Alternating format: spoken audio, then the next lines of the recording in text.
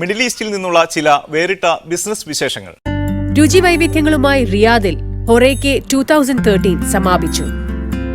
ആഗോള ഭക്ഷ്യ ഉൽപാദകരും ഹോട്ടൽ ശൃംഖലകളും റിയാദ് ഇന്റർനാഷണൽ എക്സിബിഷൻ സെന്ററിൽ നടന്ന മേളയിൽ പങ്കാളികളായി.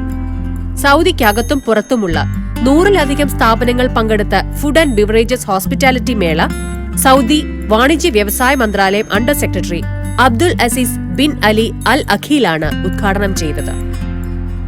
15 രാഷ്ട്രങ്ങളിൽ നിന്നുള്ളവരാണ് മേളയിൽ പങ്കെടുത്തത്. ലോകത്തെ മുൻനിര ഹോട്ടലുകളിലെ 70 പാചകക്കാർ പങ്കെടുത്ത അന്താരാഷ്ട്ര പാചക മത്സരവും നടന്നു.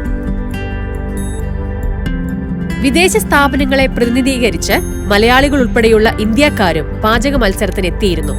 ലെബനാനിൽ കഴിഞ്ഞ 20 വർഷമായി നടക്കുന്ന മേള 12 വർഷമായി ജോർദാനിലും 6 വർഷമായി കുവൈറ്റിലും നടക്കുന്നു. സൗദിയിൽ ഇത് 3-ാം തവണയാണ്.